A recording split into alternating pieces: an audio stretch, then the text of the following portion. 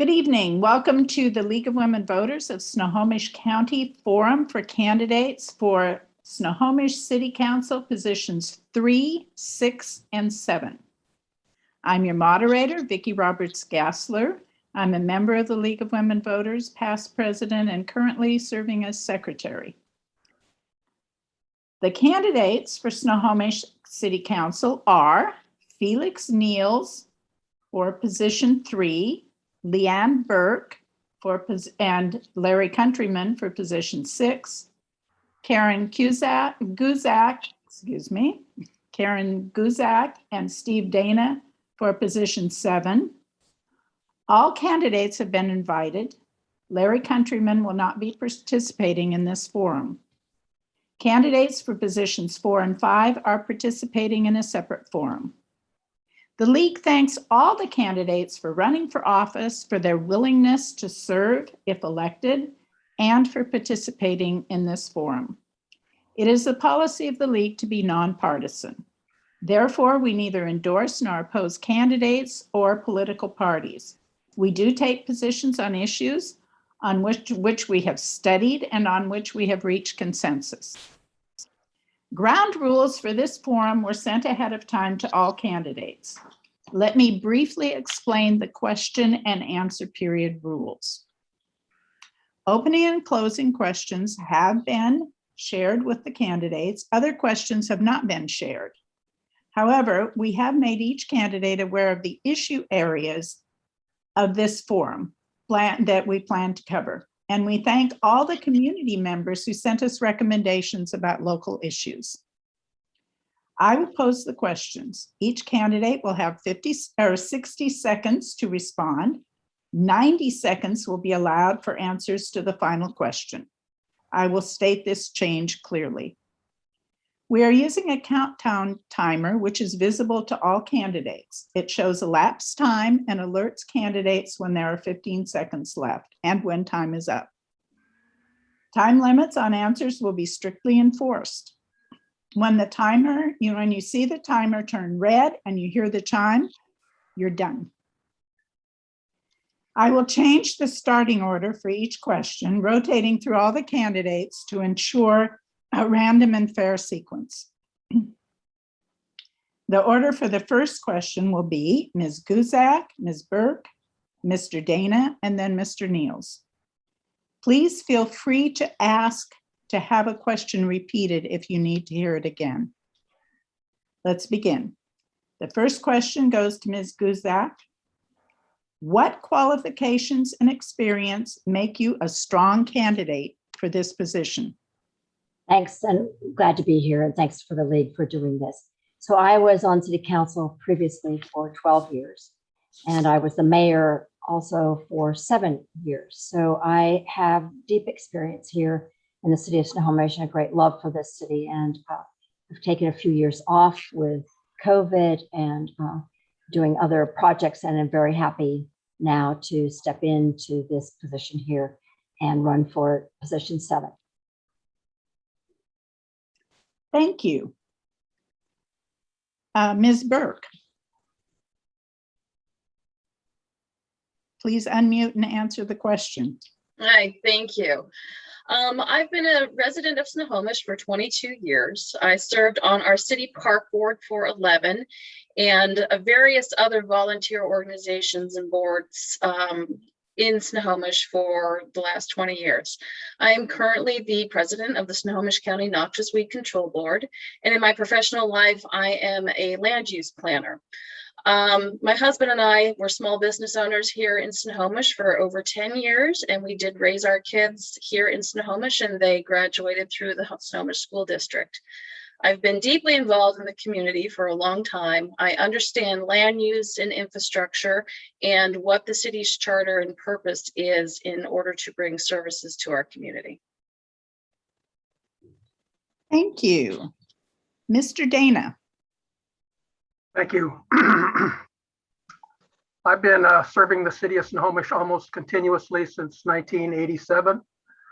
I was first appointed to the Board of Adjustments in 87 and ran for city council in 1989, where I served for 8 years. 5 of which were as mayor. After I left city council in 97, or I'm sorry, 97, I was appointed to the planning commission by Mayor Cameron Bailey, and I served on the planning commission for 20 years. In 2017, I decided that I needed to get back in the action, and I ran for city council. So I spent the last 4 years on council, but 34 years continuously serving the city and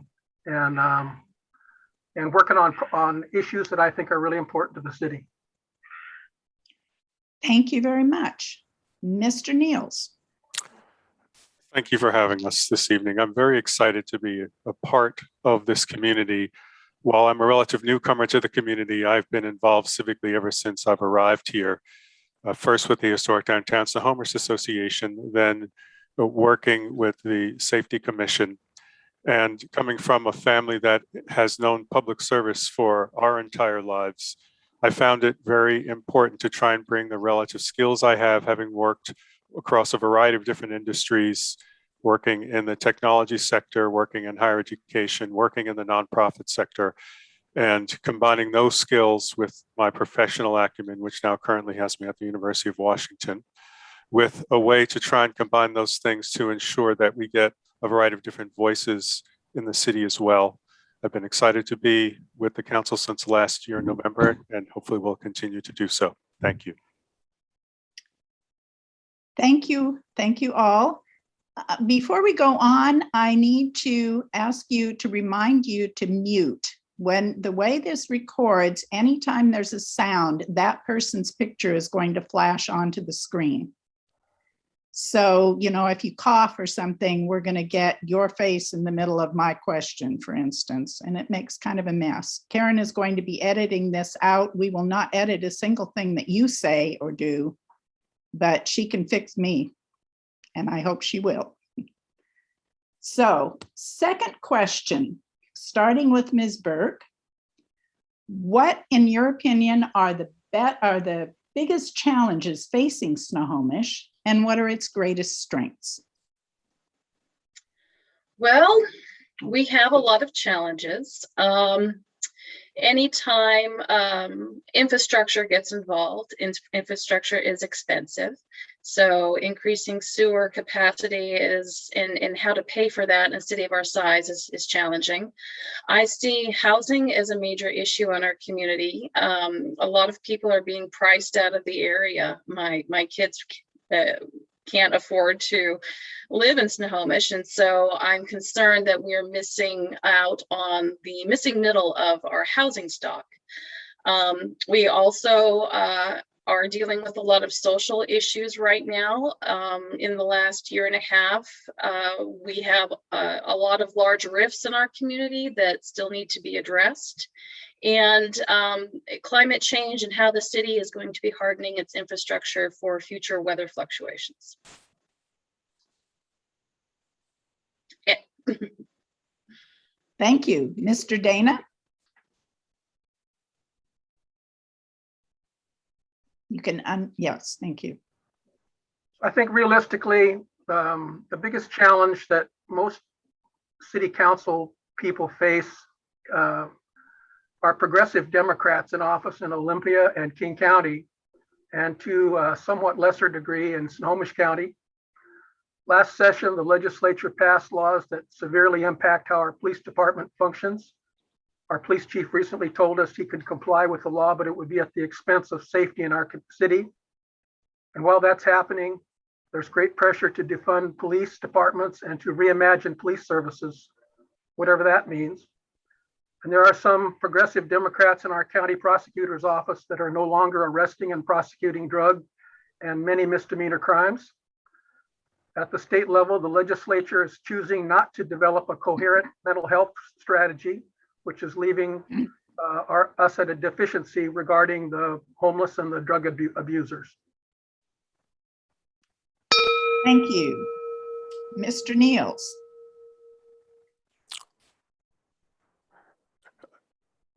One of the biggest areas I think that we have to think about initially while we're in a very good position, we've been very fortuitously using the sales tax because the revenue has been and continues to be good. I think we have to think about different ways for the city to ensure that we have good economic principles and practices moving forward. The sales use tax, we can't always count on to be as it has been over the last several years. So that's one area. From the standpoint of looking at public safety, I think the idea of how we continue to work with the police, considering that there is considerations of reform as it relates to what's happening in the state, but also the renewal of our contract here with the police, which is coming up and impending here in November for a 2-year cycle. Next, we also have to think about what that means with regard to ensuring that citizens have the appropriate access to resources from a mental health perspective also, as that's one area of particular strength for me. Thank you. Thank you. Ms. Guzak.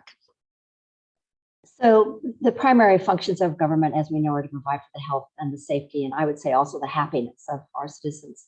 And generally speaking, the city of Snohomish is doing pretty well when it comes to health and water and sewer, for example. We've made some changes over the years that I was involved in city government to actuate and provide more safety. My cat just came in as meowing at me behind, so wanting dinner. So, but I think the greatest challenge right now that faces us is in the health issues. Clearly, the pandemic, we have issues around that. Fortunately, the Snohomish County Health Department is helping us with that. But I think also climate change is the big health issue that we all have to work with. And Ms. Burke mentioned that as well. We need to, I think, plant more trees and be more affirming of green space and look at the infrastructure that we need to accommodate here in the city of Snohomish to provide for access and accommodate the change that we expect. Thank you. Our next question goes first to Mr. Dana. It is, what are the issues, if any, in your city arising from the pandemic, and how would you address them?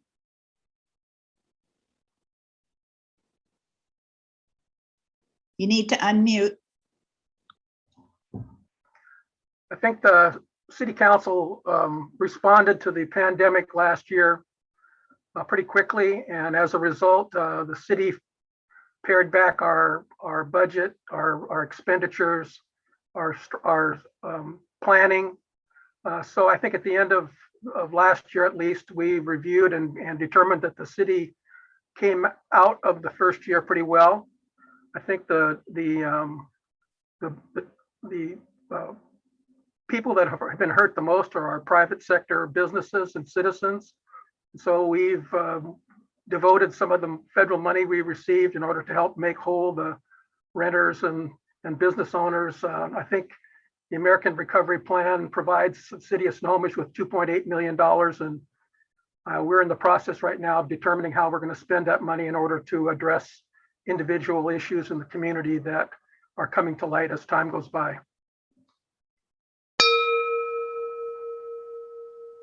Thank you. Mr. Neals? Certainly looking at what the impact has been on trying to create a good footing for independent and other businesses to continue to have the ability to recover quickly is something that has been kind of front and center for many. The idea of what it's meant in terms of public health, and specifically around the fact that many people who might have been disadvantaged because of the services they were able to avail themselves of with the federal government has meant that there's been another impact on what we find by way of resources for people we can hire for some of those small businesses as well, which is another significant impact. We've also seen that there has been some consideration for trying to consider how we move forward with the infrastructure for people for whom now many of those people have worked remotely for a while now, and infrastructure considerations and transportation considerations is something else to consider as we try and envision what the next phase will be. Thank you. Thank you. Ms. Guzak? So certainly the pandemic has been a challenge for us here in the city of Snohomish and across the nation, across the world, of course. And I think that more people that we can get vaccinated, the better. And currently we have, I think, a kind of educational effort to get more people vaccinated. Clearly, small businesses have been impacted by the reduced revenues. My business has as well. I think, though, the city has done a pretty good job of bringing some federal funds into the city to help small businesses and to, for example, put restaurant tables out on the streets. And that has been extremely beneficial. So I think we continue to have challenges as more people are becoming homeless, for example, as rent become an issue, as people are losing work in this issue with the pandemic. And so we need, I think, the city needs to partner with some of the folks who are providing for homelessness and reduced rent shelters. Thank you. Ms. Burke. Well, as somebody who got COVID last year pre-vaccines and almost didn't make it, and we did have to close our small business due to COVID, it really did have a very personal impact on myself and my family. So moving forward, I feel that consistent, strong support of vaccination efforts and continuing masking is really the only way to get our community through this. I feel that the city working to provide easier access to broadband for students and people working from home is an extremely adaptable tool that I hope that we can expand and continue. And I think the city has a role in helping people and businesses navigate the labyrinth of COVID funding applications that can be so challenging for your average person to interpret. Thank you. For the next question, we will begin with Mr. Neals. What measures would you support to keep housing options affordable in Snohomish? And what should be provided to the community's elderly population, especially those who need support services and housing? Affordability in housing is a significant issue for a variety of reasons. One, Snohomish is a magnet. We are a place that people want to live. We have a couple of different pressing issues within the city council right now to consider how we repurpose space for which the county owns space that is going to be sold.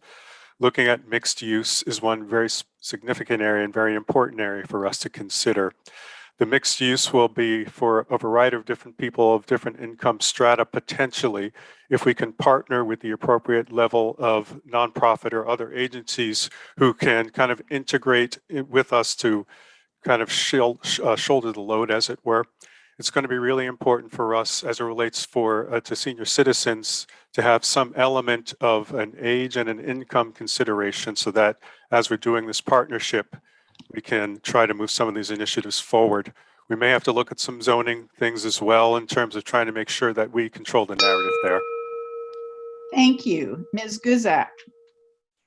Yes, I think the issue of affordable housing is a big one here in Snohomish, especially with housing prices going sky high. So basically from the city of Snohomish, we have two avenues, and one is to work on zoning issues that will accommodate more mixed use and more affordable housing, and to provide some tax incentives to developers to perhaps give us more affordable units. And then the other thing is to partner with other organizations, for example, Housing Hope, that will help us put more affordable housing into our community and into the region. Also, the city of Snohomish can partner with, as we have in the past, with the Snohomish Affordable Housing Group that provides senior housing. And their model requires that the city provides some sort of access to some city-owned property. And I think the city is willing to look at doing that again, as certainly senior housing, as more people become seniors, including me, senior citizens, as more housing for seniors. And so I think we've done a pretty good job, but we need to do a better job.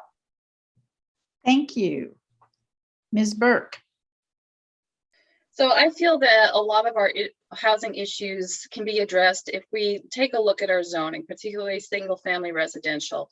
I think that we can look at that and reinterpret what does that mean. And I would like to see more options available to allow for things like duplexes or multi-generational housing to be allowed in single family residential areas.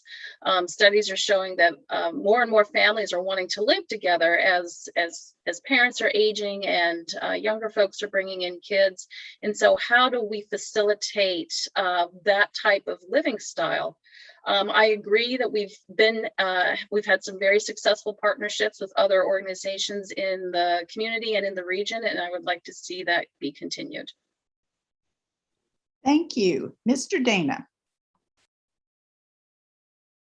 Well, housing is an issue that I've struggled with over the years as a realtor for many years. I understand the real estate market, and I think realistically the cost of housing is over the moon because of the demand for housing in our community.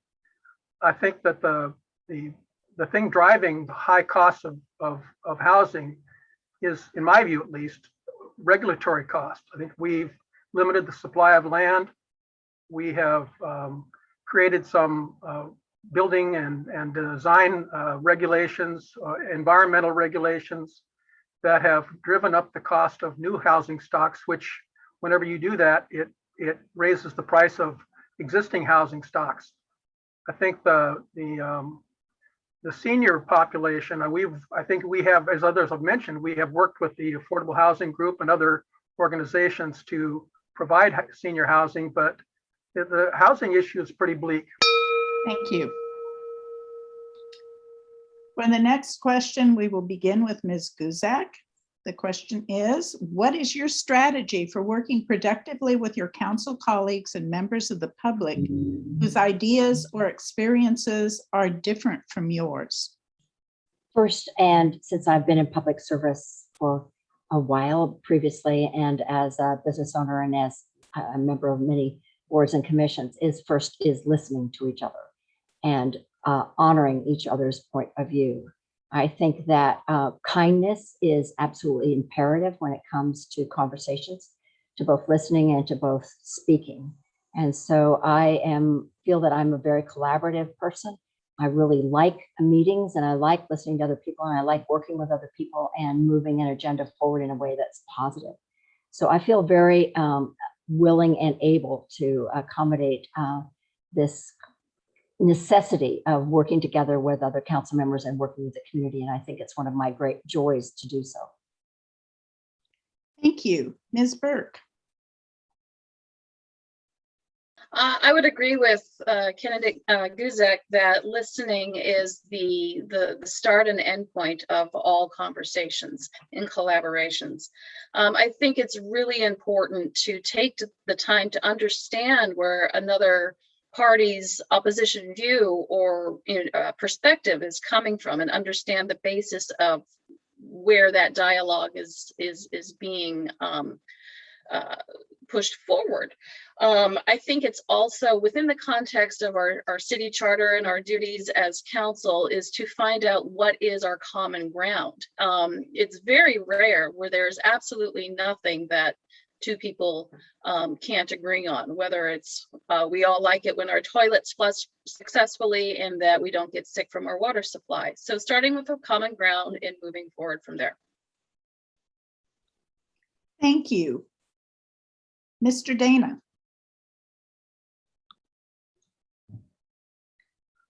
I think Karen Guzak and Leanne Burke were correct. The most important issue, I think, is listening. I think that we've historically, as a council at least, gotten together every year and talked about goals and strategies and things the common areas that we have an interest in and areas where we want the city to go. I think once we get to the point where we understand what the other people's issues are and what how enthusiastic they are, it gives us a basis to start the discussion. We have ongoing conversations all the time with each other, and we allow, I think, an unusual amount of public input to allow the public to participate in council discussions so that everybody has an opportunity to be heard. It isn't just us talking to them, it's them talking to us as well. Thank you. Mr. Neals. We've heard everyone say listening is important, and it is. But for me, listening is a dependent variable on respect. If you start with respecting a person, you will by definition be interested in knowing what it is they have to say because you value their contributions. I have a saying that I use, which is I approach every interaction with unconditional positive regard for a person. And a way to try and do that is to already start with a set of assumptions that we are like-minded in wanting to do something that improves the condition. However we come at trying to improve that condition is entirely based on all the variety of different things we bring to the table, which leads me to the final point there, which is about the inclusive nature of trying to make sure that we leave space for people to be able to bring the things that are their areas of strength. Someone who's an independent business owner, a person who's in real estate, a person like myself who has a human resources and mental health background, means we combine to make things better. Thank you.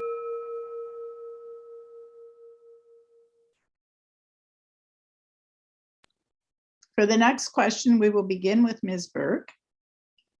What are the most pressing environmental issues that Snohomish faces, and what would you propose to address them?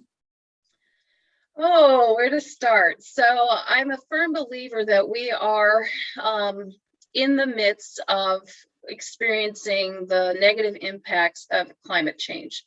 We all experience the 100-degree+ heat this summer, and that is going to be, unfortunately, part of the new norm.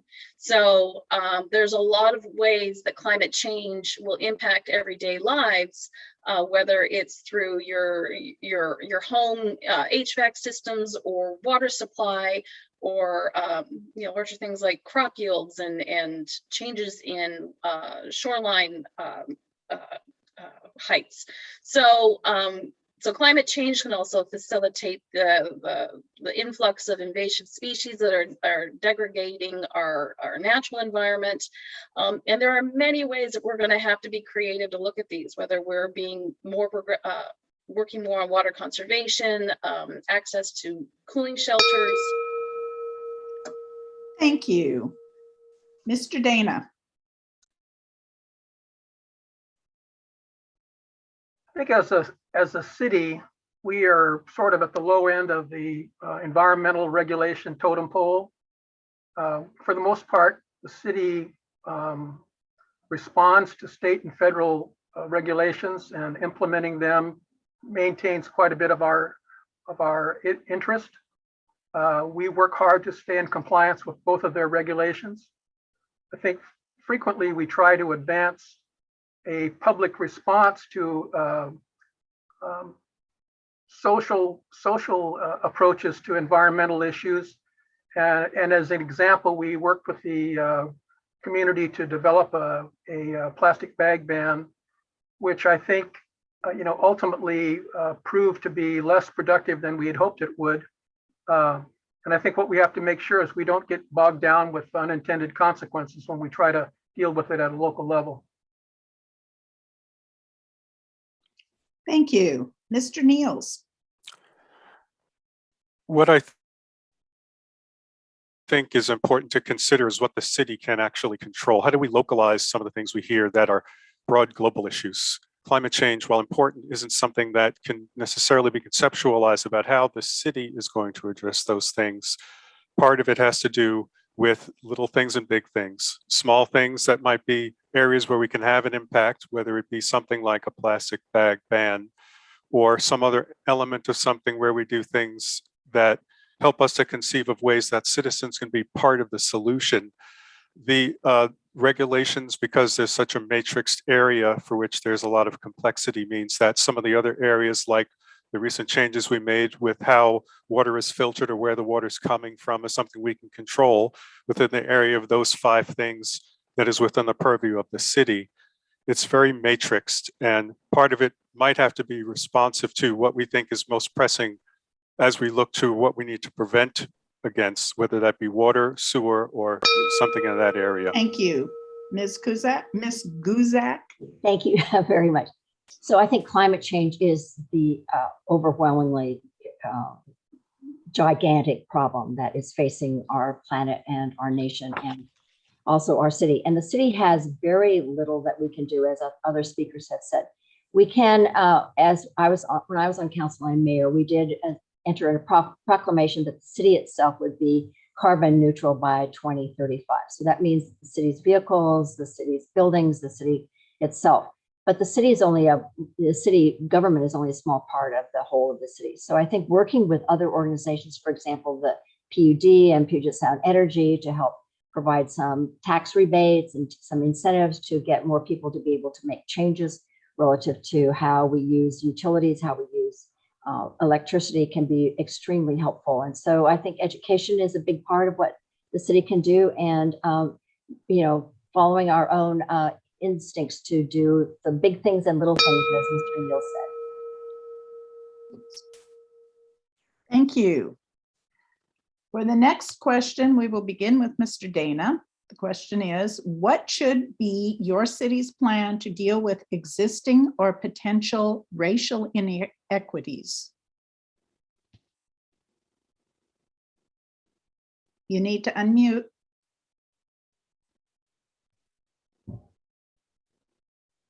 I think I spent the last 50 years, my life, living by the Martin Luther King Jr. ideology. And I think that what we've learned in the city is that we can't regulate with the way people feel about race. And so what we have to do is we have to educate people and to hope that they can, work out the issues on their own. We don't have a role in the city. We've struggled with this over the years as racial issues have come up. The city council met. I guess we passed a proclamation a couple of years ago that talked about how we opposed it. But I think for the most part, as a city, we don't have a role to play other than continuing to maintain a dialogue with the community and helping people work out through the issues. Thank you. Mr. Neals. While a municipality may not have a specific overall role to play, it can serve as a beacon, and it can serve as a guiding light in terms of having, by way of modeling behavior or statements that can be made by a series of officials, or convening of meetings with those who have been impacted disparately by whatever those particular instances might have been. It is in the actions and the deeds, and also in helping to ensure that all of the other parties who are aligned with making sure that we maintain a certain posture of having zero tolerance for certain types of behavior is a common phrase, thought, and enunciation amongst different groups. So that might be the police being aligned with saying that they stand aligned with the mayor, aligned with the council, aligned with the citizenry to say we stand united against those certain things, and we will do what we can to point it out when it occurs.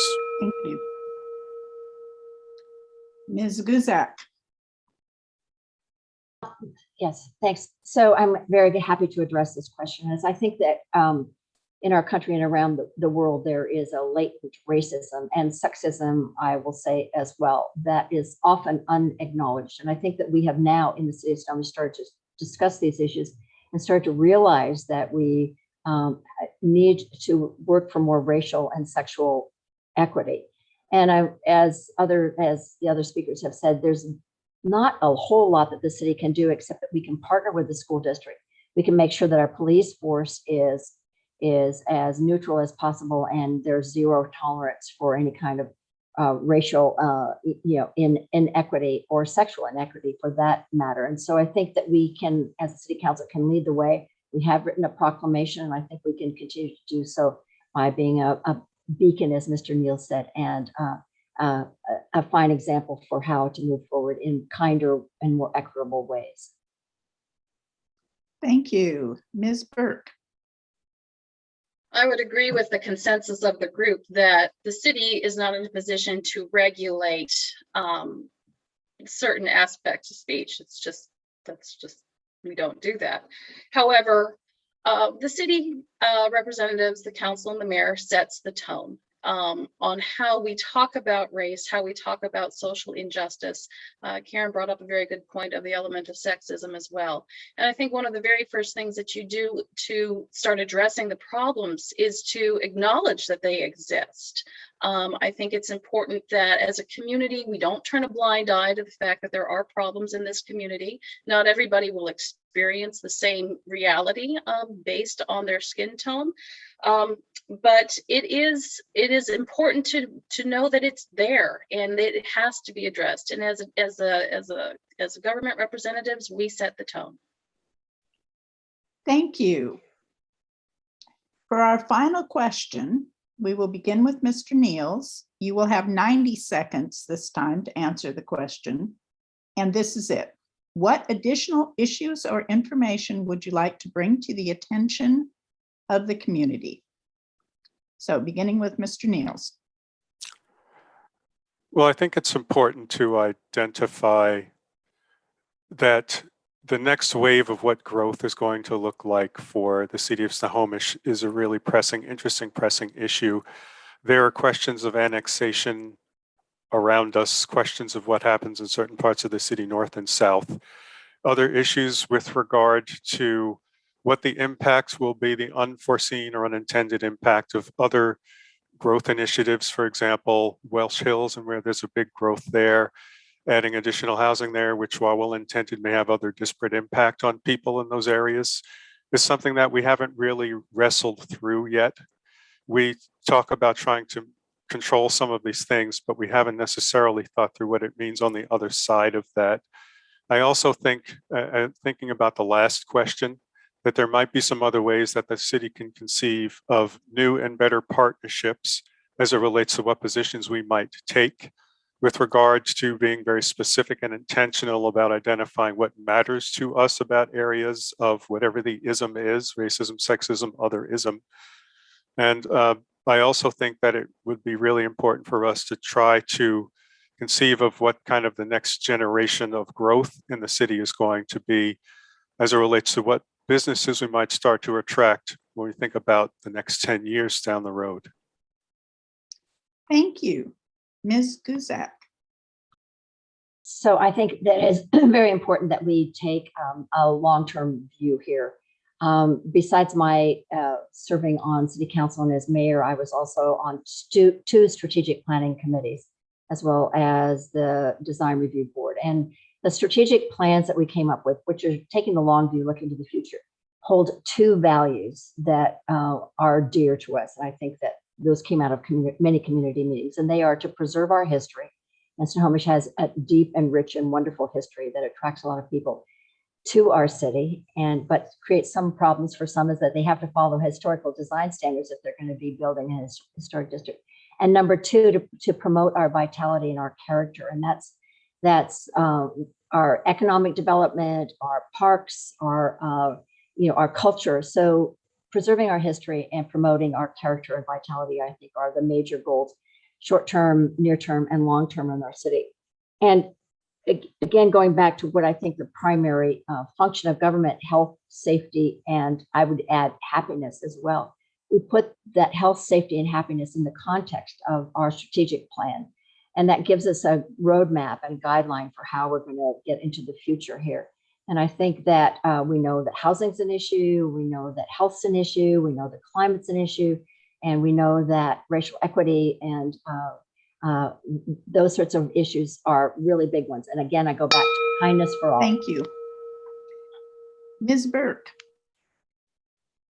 Well, I think it's important to acknowledge that we're moving into a future where we don't know what the new normal is going to look like. We don't know if there's going to be a new normal.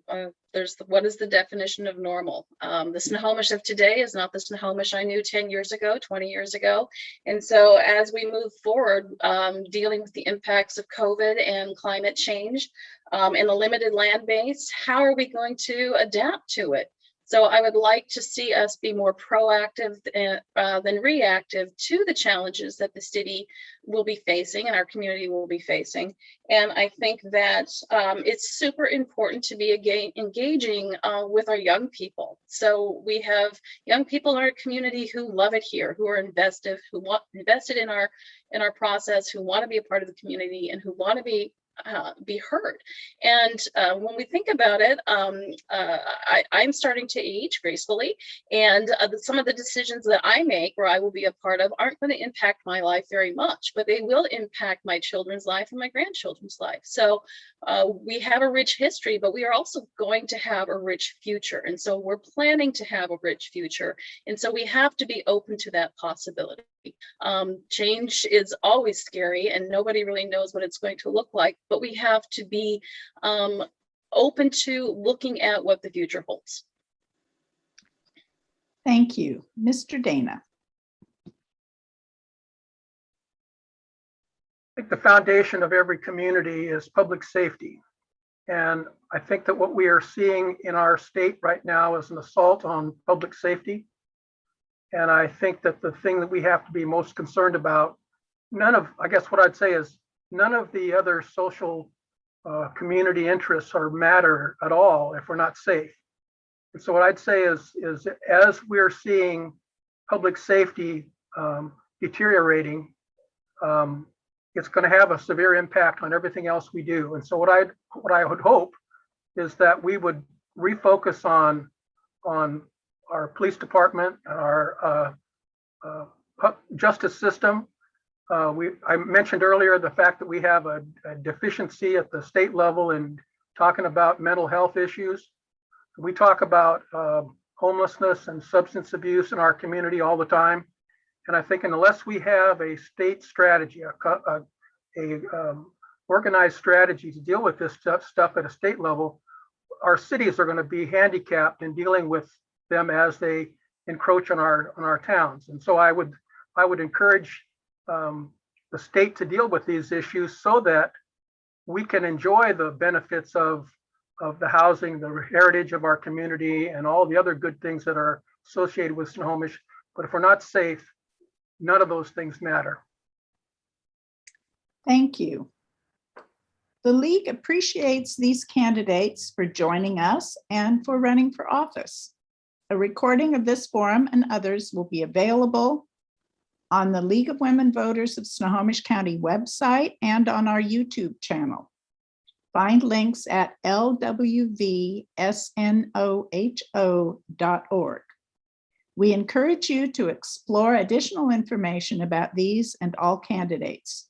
The Snohomish County voter pamphlet will be mailed to residences starting on October 13th.